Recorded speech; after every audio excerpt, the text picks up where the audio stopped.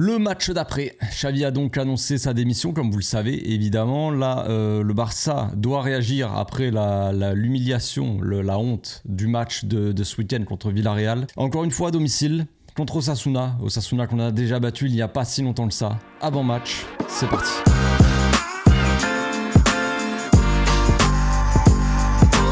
Au passage, n'hésite pas à nous rejoindre si c'est pas encore fait et à partager la chaîne autour de toi, ça fera plaisir à tonton. Est-ce que le Barça va donc réagir contre Osasuna ou est-ce qu'on va encore plus couler, encore plus profond ? Je ne sais pas. Tout dépend des joueurs qui ont été assez touchés de la déclaration, de la démission de Xavi à la fin de la saison. Ils ont envie de réagir, ils ont envie de prouver que... Maintenant que c'est trop tard évidemment. Mais bon, pourquoi pas un sursaut d'orgueil pour la fin de saison. Pourquoi pas une équipe qui se réveille un petit peu, faire quelque chose, ne pas finir la saison sous couvert de honte quoi en fait, tout simplement. Peut-être montrer un meilleur visage. Ils l'ont déjà montré pour la plupart, ceux qui étaient là la saison dernière. Ils l'ont déjà fait. Donc pourquoi pas essayer de retenter de jouer au football tout simplement. Ça pourrait être sympa déjà dans un premier temps. Et puis on verra bien ce qui va se passer. En attendant, petite news qui est sortie juste là, Félix s'est blessé, Joao Félix. Entorse, ligament, je sais pas quoi, machin. Donc je sais pas combien de temps il va être absent, mais bon, il ne sera probablement pas là pour en tout cas le match aller contre Naples. Bon, est-ce qu'il aurait été titulaire, je ne sais pas, mais en tout cas, voilà, un joueur en moins de dispo. On sait que Christensen aussi, Xavi en a parlé en conférence de presse, Christensen n'est pas à 100%, à chaque fois il essaie... À mon avis, Christensen, il joue blessé depuis le début de la saison, ce qui expliquerait quand même pas mal son niveau cette saison. On se rappelle qu'il a été blessé en pré-saison, qu'il n'a pas pu faire la pré-saison normalement, la préparation. Et à mon avis, depuis, il n'est pas vraiment à 100%, il enchaîne les matchs et c'est pas fou. À chaque fois, on a l'impression qu'il joue blessé, qu'il est à deux doigts de se blesser sur le moindre contact. Donc c'est pour ça que le Christensen de la saison dernière, eh bien, il paraît beaucoup moins fort, beaucoup moins serein cette saison-là. Même Ronald, Ronald il joue avec un bandage au genou tous les matchs. Contre Bilbao, on l'a vu, au moindre choc au genou, il commence à boiter, il a deux doigts de la blessure. Voilà, on prend des risques. On n'a pas trop le choix d'un côté.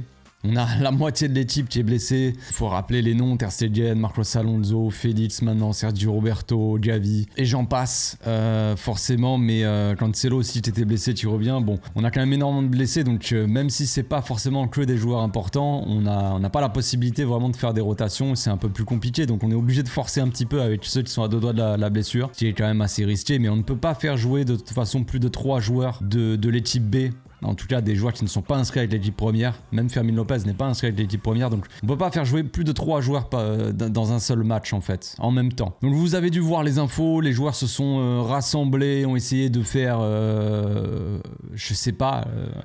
essayer de se recentrer sur les objectifs de la saison, se rebooster, je n'en sais rien. Lewandowski a organisé un petit truc chez lui, une petite fiesta, un petit barbecue, je sais pas quoi. Il y a tous les joueurs qui sont allés manger là-bas, entre eux.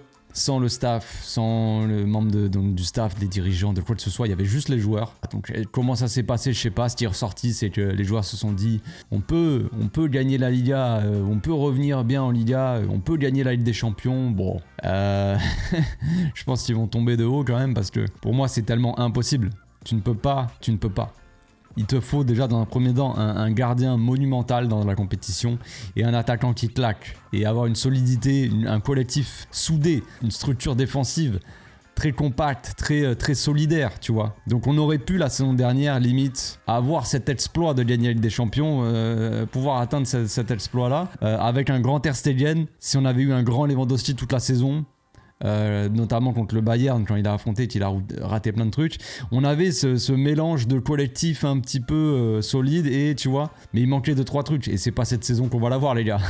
Donc bon, c'est bien de reprendre un petit peu espoir pour les joueurs. Il leur faut au moins ça de toute façon pour essayer de relever la tête parce que là c'est quand même assez triste. Xavi a dit en conférence de presse aussi donc que son idée ça lui trottait un petit peu dans la tête quoi, de partir depuis le début de la saison. Il a répété plusieurs fois qu'il manquait un petit peu de reconnaissance, son travail, tout ça, ce qu'il a fait la saison dernière. Donc je pense pas qu'il parle vraiment des supporters, parce que les supporters ici à Barcelone soutiennent l'équipe. Au stade, Xavi il est acclamé, il est soutenu. Moi j'étais à la parade quand on a gagné la Liga à la fin de la saison là. Quand le bus a fait le tour en ville, il y avait énormément de monde. C'était blindé de chez blindé. Voilà la place de l'Arc de Triomphe, donc là où se finissait la la parade, c'était surblindé, tu pouvais pas bouger. Donc il y avait du monde, il y a du monde qui soutient cette équipe, tout ça. Et je pense pas que Xavi voit vraiment ce qui se dit dans les communautés autres que la communauté espagnole. De toute façon, il va pas sur les réseaux, je pense, il préfère pas, j'imagine. Mais je pense qu'il parlait surtout de la presse, mais bon, ça me fait, moi je me dis quand je vois ça que effectivement Xavi n'était pas prêt à entraîner le Barça parce que lui-même aurait dû le savoir en fait que ça allait être comme ça. Aussi toxique on va dire, parce que quand tu vois que Guardiola qui a réussi, qui a fait, je veux dire, tu pouvais pas faire mieux que Guardiola en étant coach, et quand tu vois que même Guardiola a eu cet environnement toxique, cette pression tout dans les médias, Xavi c'était évident, c'était une évidence. Donc voilà, même il l'a vu avec Luis Enrique, il était là, il était présent dans les deux, sous ces deux coachs là, il était dans l'équipe, donc il sait très bien comment ça allait se passer. Normalement il aurait dû le savoir, il aurait dû être préparé, visiblement il ne l'était pas, parce que tu pourras pas changer vraiment l'environnement de ce club-là, il ne pourra pas changer. Et je pense que même dans l'avenir, il sera encore plus toxique. Ça sera de pire en pire, je pense. Avec tout ce qui se passe en Espagne en ce moment, tout ça, tu ne peux pas... Ce n'est pas sain, en fait. Et c'est pas que le Barça, c'est vraiment le championnat espagnol, cette Liga qui est... où tous les jours, il y a des scandales qui sortent, des nouvelles vidéos, des nouveaux audios qui sortent, des trucs assez dingues. Je n'ai pas envie d'en parler là, maintenant. C'est pas le moment, c'est pas le sujet. Mais voilà, cet environnement là fait que il y a encore plus de pression, c'est encore plus toxique, et il faut vraiment être préparé parce que tu pourras pas changer ça. Et c'est toi il faudra que tu changes, et il faudra que toi en tant que coach, en tant que personne, tu sois prêt à subir ça, parce que ça n'arrivera pas. Tu pourras pas dire je vais arriver, même si je suis pas prêt, c'est pas grave. Peut-être que l'environnement l'environnement il sera de pire en pire. De pire en pire. Donc maintenant on va parler un petit peu du match quand même. Osasuna, Osasuna c'est pas foufou, on les a battus 2 fois cette saison, on les a battus là en Super Coupe d'Espagne en demi-finale, 2-0, match assez maîtrisé dans l'ensemble. Osasuna ils avaient quelques absents, alors j'ai pas vu s'ils avaient des retours, parce qu'il y avait Chimi Avila, on sait que Chimi Avila nous avait fait mal en Liga. Au match aller, c'était à l'extérieur, on avait gagné 2-1. Donc voilà, ça sera pas forcément un match facile, je pense. Pas forcément par rapport à l'adversaire qui est pas dégueu. Osasuna, ils sont pas dans le mal total. Ils ont quand même gagné certains matchs. Ils restent sur un nul quand même contre Séville.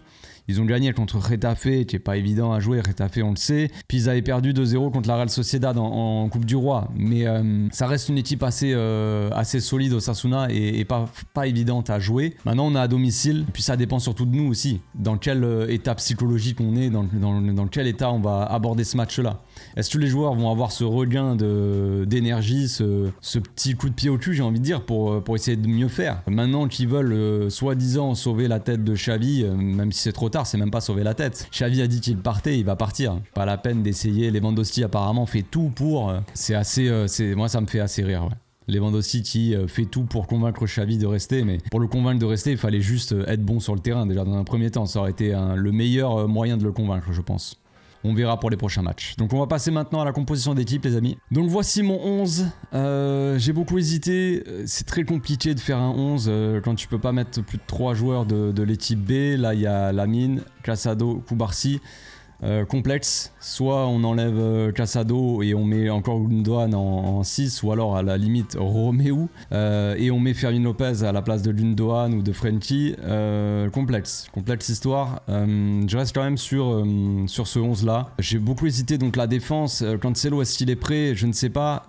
Hector Forte est là, mais c'est pareil, tu peux pas mettre 50 joueurs de la baie, donc compliqué l'histoire. À voir si Cancelo est vraiment prêt. Moi dans l'idéal je mettrais pas Cancelo, mais je le mets là parce que sinon c'est un casse-tête tout simplement. Koundé encore à droite, pareil, parce que on peut pas faire jouer Hector Forte, sinon j'aurais mis Cancelo à gauche et j'aurais mis Hector Forte ici, bref. Donc voilà, la défense, Cubarsí, Christensen pour moi est pas à 100%, il a 2 doigts de se blesser, machin. Donc Cubarsí est beaucoup plus serein en ce moment, j'ai envie de lui donner de la continuité du temps de jeu, c'est le futur.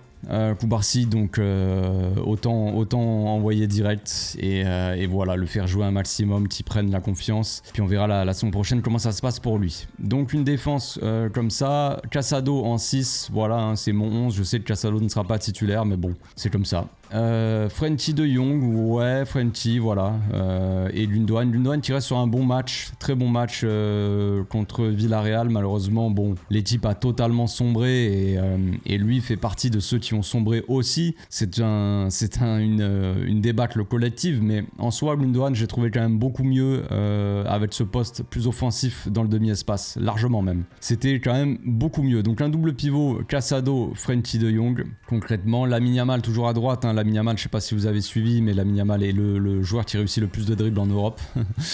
Il a 16 ans. Bref, donc Ferran Torres, pas trop le choix. Félix est blessé, comme vous le savez. Vitor Roque en pointe. Voilà, j'ai pas spécialement envie de voir Robert. Robert qui sera titulaire forcément. Il est en train de soutenir Xavi, montrer que machin. Bah. Mais bon. Il sera probablement titulaire, mais pas avec moi. Cancelo, donc, qui montera dans le couloir. Et un truc comme ça, peut-être un Koundé qui sera un peu plus offensif, comme à son habitude. Et quelque chose comme ça, d'un peu asymétrique, j'en sais rien, mais généralement c'est comme ça un peu qu'on joue. Voilà, pas trop de choix. J'ai envie de dire Pedri qui pourrait être titulaire encore une fois. Hein. En vrai, non, je vais changer, je vais mettre Pedri ici. Et voilà, comme ça. J'avais oublié qu'il s'était reposé Pedrito dans le dernier match, donc on va plutôt partir là-dessus. Autant pour moi, désolé. Pedri, on l'a vu rentrer la dernière fois comme pivot à la place de Gundogan et il a fait plutôt du bon taf pour réguler le jeu. Là, je le mettrai à côté d'un 6, comme ça, lui, il peut réguler le jeu. Le 6 est là pour défendre, pour récupérer les ballons, gratter le ballon, tout ça. Gundogan en créateur devant, à distribuer les ballons, à potentiellement marquer aussi des buts. Lamine comme dribbleur. Vitor Roque qui prend la profondeur. Un Ferran Torres qui bouge un peu partout et qui fait les appels. Un Cancelo en espérant qu'il soit en forme. Provocateur, tout ça qui apporte du danger aussi de l'autre côté, parce que avoir du danger, reposer toute ton équipe sur un jeune de 16 ans, c'est marrant 2 secondes, mais ça serait bien qu'il y ait d'autres joueurs aussi qui provoquent et qui proposent un petit peu quelque chose d'intéressant. Donc voilà mon 11, je sais pas ce que vous en pensez, mais moi ça me paraît pas trop mal. Voilà, donc c'est tout pour cette petite vidéo. Je sais pas ce que vous pensez de mon 11, que vous feriez à la place de Xavi. Ça peut se discuter, il y a beaucoup de choix, il y a beaucoup de choses à faire dans ce 11 là, mais très peu de joueurs aussi à mettre, donc c'est des choix très personnels après. Voilà, moi en tout cas c'est mes choix assez personnels sur ce que j'ai envie de voir un peu sur le terrain en ce moment. Chacun a sa vision de la chose. Moi il y en a vraiment, c'est très compliqué en ce moment de voir leur tronche sur le terrain, donc voilà. Mais bon, c'est comme ça. Donc pour tout vous dire, je ne ferai pas d'avant-match en live donc demain. Je ne serai pas là parce que je vais au stade. J'ai envie d'aller au stade, j'ai envie de ressentir un petit peu cette ferveur au stade.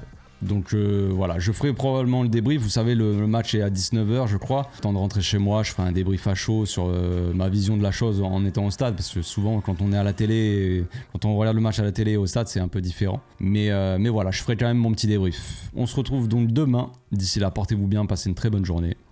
Ciao.